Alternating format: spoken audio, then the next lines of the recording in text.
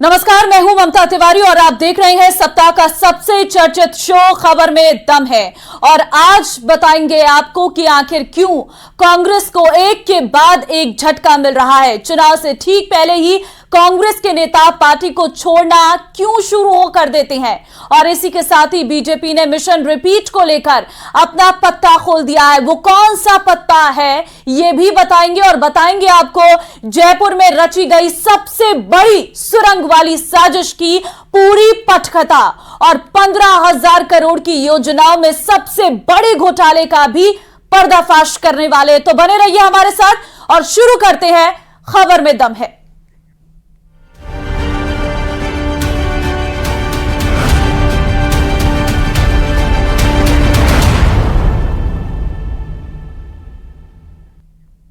एक तरफ कांग्रेस 2024 के लोकसभा चुनाव की तैयारी में अपनी पूरी ताकत झोंक रही है।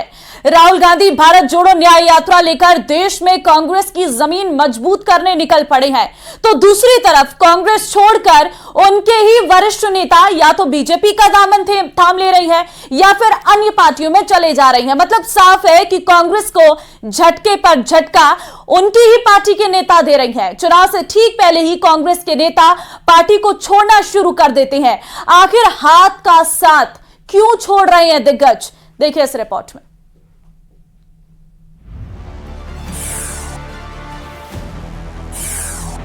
हर कोई कांग्रेस का साथ छोड़ रहा है।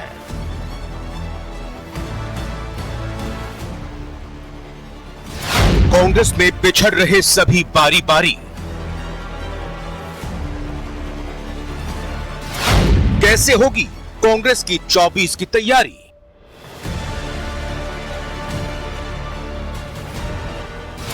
वरिष्ठ, युवा और पुराने छोड़ रहे साथ।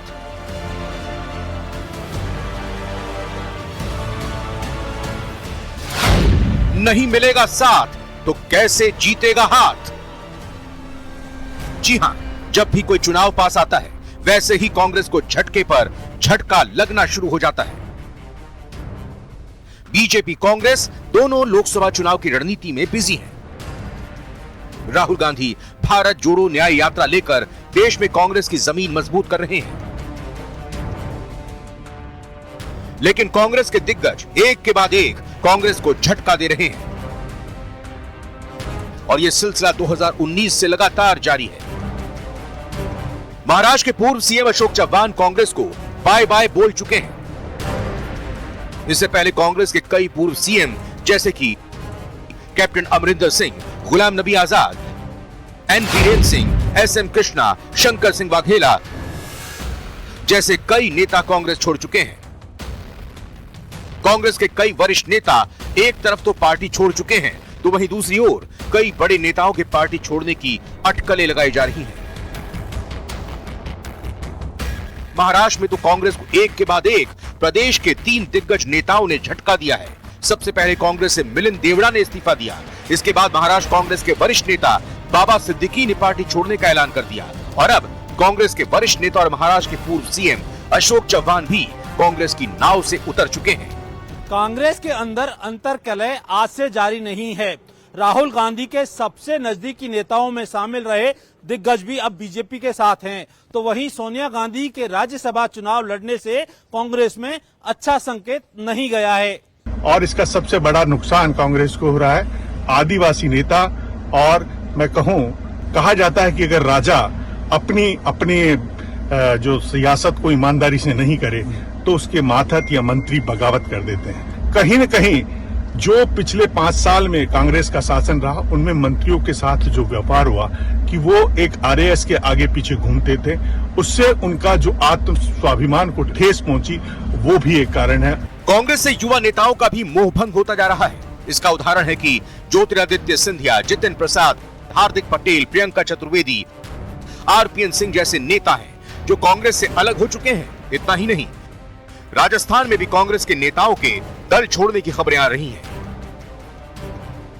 उसके दिग्गज नेता महेंद्रजीत मालवीय कांग्रेस का दामन छोड़कर भाजपा में जाने को आतुर हैं। कभी भी किसी भी क्षण घोषणा हो सकती है। आप देखिए कितना आदमी का समय का फेर होता है। पिछली सरकार में मंत्री थे और कल पूर्व मुख्यमंत्री अशोक गहलोत उनको फोन करते रहे और महेंद्रजीत मालवीय ने उनका फोन उठाना तक मुनासिब नहीं समझा।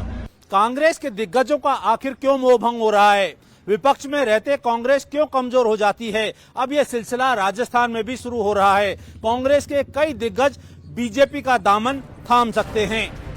राजस्थान कांग्रेस का साथ छोड़ने वालों में सबसे ऊपर नाम है वरिष्ठ कांग्रेस नेता महेंद्रजीत सिंह मालवीय का। दरअसल बीजेपी उन इलाकों पर फोकस कर रही है जहां विधानसभा चुनाव में कमजोर प्रदर्शन रहा था।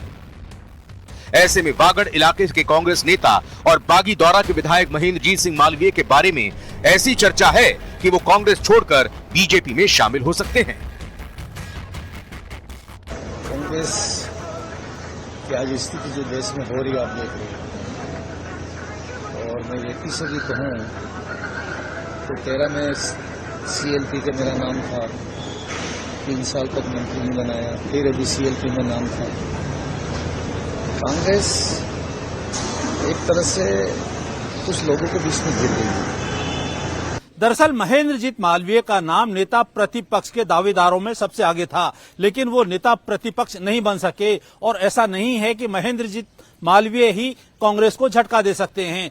चर्चा यह भी है कि कुछ और कांग्रेसी दिग्गज भी बीजेपी का दामन थाम सकते हैं। लेकिन इन सब खबरों के बीच डोटासरा और मुरारीलाल मीणा ने क्या कहा वो भी आप सुन लीजिए। अब जा रहे नहीं जा रहे आ जाएगी खबर, कोई जाए कोई फर्क नहीं पड़ता है। वो किस उद्देश्य को लेके जा रहे हैं, किस दबाव में जा रहे हैं, किस लालच में जा रहे हैं, ये सब चीजें समय आने पे खुलासा हो जाएंगी। लेकिन मैं ये कहना चाहता हूं कि जो कांग्रेस की आइडियोलॉजी में विश्वास करके, जो कांग्रेस को मां कह करके और आज इस उम्र में जाकर के वो ये कह रहे हैं कि मेरी मां गद्दार निकली, तो इससे ज्यादा दुर्भाग्य कोई हो नहीं सकता। देखो, कांग्रेस जमीन से जुड़ी पार्टी है, ये समुद्र है। मैं कहूँगा पैसेंजर ट्रेन है, और पैसेंजर ट्रेन वो है जो कभी नहीं रुकने वाली ट्रेन है। इससे बहुत से स्टेशनों पर सवारी उतर जाती है और फिर छड़ जाती है, फिर उतर जाती है, फिर छड़ जाती है। ट्रेन हमेशा चलती रहती है, ट्रेन फुल रहती है। महेंद्रजीत सिंह मालवीय के अलावा जिन अन्य सीनियर कांग्रेसी नेताओं के बीजेपी में शामिल होने की अटकलें जबरदस्त तरीके से चल रही हैं, उनमें लालचंद कटारिया, उदयलाल आंजना, रीचपाल मिर्धा के बीजेपी में जाने की प्रबल संभावनाएं हैं।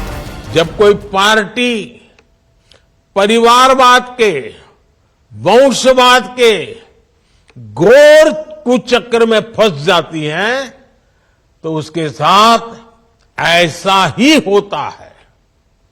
आज हर कोई कांग्रेस का साथ छोड़ रहा है, सिर्फ एक परिवार ही वहां दिखता है। फिलहाल मोदी सरकार को मात देने के लिए कांग्रेस ने विपक्ष को एक साथ लाने की पूरी कोशिश की, इंडी गठबंधन भी बनाया। लेकिन लोकसभा चुनाव से पहले हालात बदलते नजर आ रहे हैं। कैमरा पर्सन दिलीप चेची के साथ राकेश शर्मा, न्यूज 18 राजस्थान, जयपुर।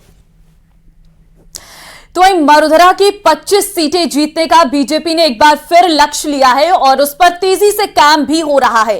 दिल्ली सहित जयपुर में भी बीजेपी की मैराथन बैठकें हो रही हैं और फिर से हैट्रिक की रणनीति बनाई जा रही है।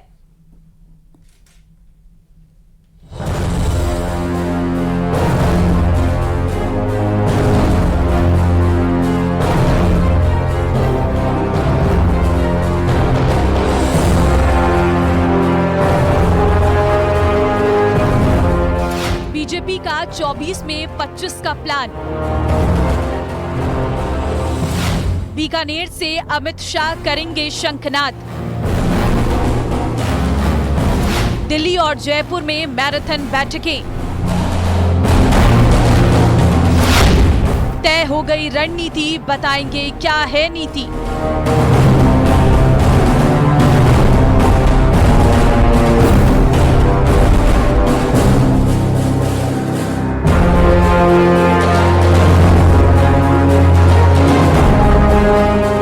राजस्थान की सियासी फिजाओं में लोकसभा चुनाव की गूंज तेजी से सुनाई देने लगी है।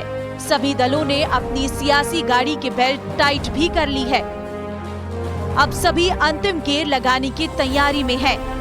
राजस्थान को फिर से जीतने के लिए बीजेपी में भी मंथनों का दौर जारी है। संगठन से लेकर सरकार तक चुनावी तैयारी को धार देने में लगे हुए हैं। राजस्थान में राष्ट्रीय महामंत्री सुनील बंसल और प्रदेश अध्यक्ष सीपी जोशी ने कमान संभाल रखी है, तो वहीं दिल्ली में गृह मंत्री अमित शाह ने मोर्चा संभाला है और कार्यकर्ताओं से राज्य का सियासी हाल जान रहे हैं, तो साथ ही नई रणनीति के साथ कार्यकर्ताओं में नया जोश भर रहे हैं। देश हमारा मोदी जी के नेतृत्व में 3 मुद्दों पर काम कर रहा है। इन्हीं 3 मुद्दों को लेकर इस बार भी 2024 के लोकसभा चुनाव में 400 से बाहर सीटें जीतकर प्रधानमंत्री मोदी तीसरी बार बनेंगे। पहला मुद्दा राष्ट्रवाद का, दूसरा विकासवाद का और तीसरा हिंदुत्ववाद का। 3 मुद्दों के आधार पर राजस्थान की 8 करोड़ जनता, हिंदुस्तान की 140 करोड़ की जनता ने तय कर लिया है कि प्रधानमंत्री जी को, मोदी जी को इस बार ऐतिहासिक बहुमत देंगे और नए भारत के निर्माण में युवा, महिलाएं और जितने भी वर्ग हैं वो सब मिलकर अपना सामूहिक प्रयास करेंगे। जिस तरह से पूरे राजस्थान में भारतीय जनता पार्टी के कार्यकर्ताओं में उत्साह है, जनता ने भी जो मन बना रखा है, आदरणीय मोदी जी की सरकार में जिस तरह से लोक कल्याण के काम हुए हैं और जो उन्होंने कहा है वो किया है, उसको देख करके हमें पूरा विश्वास है कि 25 से 25 राजस्थान की सीटें जो है लोकसभा की वो भारतीय जनता पार्टी जीतने की ओर जा रही है। विश्वास है कि बीजेपी एक बार फिर जीत का डंका बजाएगी। राजस्थान को फिर से बीजेपी जीत लेगी। भारतीय जनता पार्टी राजस्थान के लोकसभा चुनाव को लेकर के खासी गंभीर मुद्रा में नजर आ रही है। आप भारतीय जनता पार्टी की गंभीरता का अंदाजा इसी बात से लगा सकते हैं कि पिछले 1 माह में 5 से ज्यादा बैठ के लोकसभा चुनाव के प्रत्याशी और लोकसभा चुनाव किस तरीके से जमीनी स्तर पर लड़ा जाए, इसको लेकर के की जा चुकी है। हालांकि लोकसभा के लिए बीजेपी की तैयारी सबसे अलग भी है। बैठकों में लोकसभा सीट के क्लस्टर प्रभारी और सह प्रभारियों को शामिल किया जा रहा है। सभी की जुबान पर फिर से जीत का झंडा फहराने की बात और चेहरे पर आत्मविश्वास नजर आ रहा है। और अब गृह मंत्री अमित शाह बीकानेर से चुनावी शंखनाद भी करने जा रहे हैं। यशस्वी गृह मंत्री आदरणीय अमित शाह जी का 20 तारीख को प्रवास है और 25 तारीख को उत्तर प्रदेश के उप मुख्यमंत्री माननीय केशव प्रसाद जी मौर्य का इसी लोकसभा प्रवास की योजना को लेकर वो 20 तारीख को माननीय गृह मंत्री जी रहेंगे और 25 तारीख को केशव प्रसाद मौर्य जी रहेंगे, जो अलग अलग लोकसभा क्षेत्रों में अलग अलग कार्यक्रमों में हम सबका मार्गदर्शन करेंगे। जनता की केवल और केवल मात्र एक इच्छा है कि एक बार फिर माननीय नरेंद्र भाई मोदी भारत के प्रधानमंत्री बने और जो कुछ थोड़े से अधूरे काम रह गए उनको भी पूरा करें। कार्यक्रम के तहत 20 फरवरी को अमित शाह राजस्थान दौरे पर रहेंगे। बीकानेर में प्रबंध समिति की बैठक में शामिल होंगे। बीकानेर क्लस्टर में बूथ सम्मेलन को संबोधित करेंगे। जयपुर में प्रबुद्धजन सम्मेलन को शाह संबोधित करेंगे।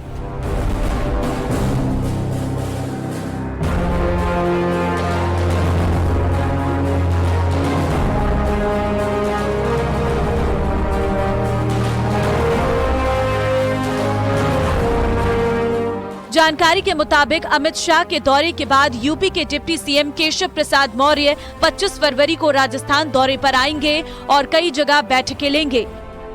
उसके बाद राष्ट्रीय अध्यक्ष जेपी नड्डा और केंद्रीय मंत्री हर लोकसभा क्षेत्र में जाएंगे।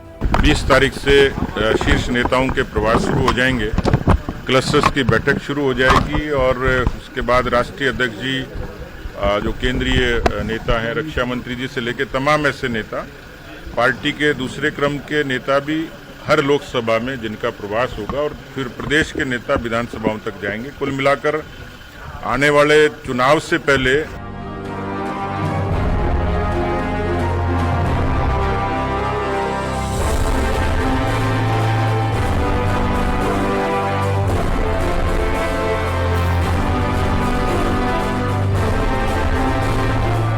लोकसभा चुनाव में मिशन 25 पर काम कर रही भारतीय जनता पार्टी ने ये टारगेट दिया है कि प्रत्याशी 10% से ज्यादा वोट अंकों के साथ में जीत को हासिल करेंगे।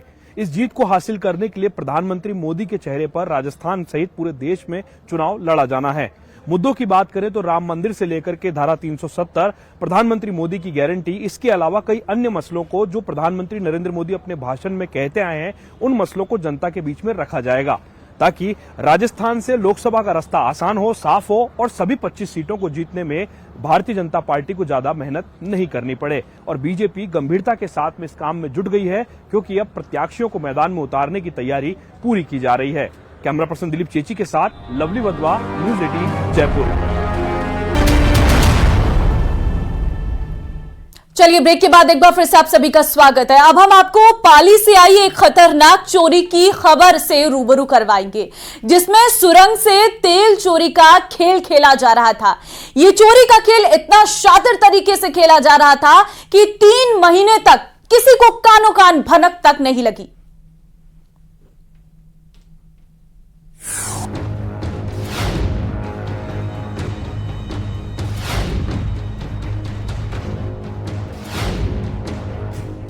सुरंग वाली साजिश की पूरी पटकथा। 10 फुट गहरी 100 मीटर लंबी गुफा, ऐसी सुरंग जिसमें खड़ा कर दिया ट्रैक्टर।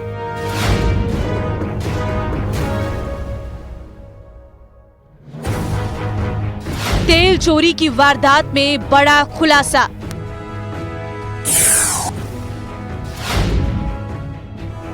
तस्वीरों में इस सुरंग को आप गौर से देखिए, क्या कुछ समझ आया? अगर नहीं तो हम आपको आज ऐसे चोरों की दास्तां दिखाते हैं जिसने चोरी के लिए कई साल पुरानी तरकीब निकाली और 3 महीने से सबसे बड़ी चोरी की वारदात को अंजाम दे रहे थे। अब आपको इस चोरी की पूरी कहानी परत दर परत बताते हैं, जिसे सुनकर और देखकर आप भी हैरान रह जाओगे। राष्ट्रीय राजमार्ग 62 पर बड़ थाने से महज 100 मीटर दूर तेल चोर गिरोह ने पिछले 3 महीनों से आईओसी की पाइपलाइन से ऑयल चोरी कर रहे थे। उन्होंने ऑयल चोरी के लिए थाने के सामने ही 100 फीट गहरी सुरंग बनाकर पेट्रोल पंप के पास से वो ऑयल चोरी कर रहे थे, जिसकी पुलिस को भनक तक नहीं लगने दी और लगातार वो टैंकरों में भराकर तेल ऑयल चोरी कर रहे थे। दरअसल गुजरात से हरियाणा जा रही है। फिलहाल इस खास कार्यक्रम में आज के लिए बस इतना ही। बाकी अन्य खबरों के लिए आप बने रहिए हमारे साथ। नमस्कार।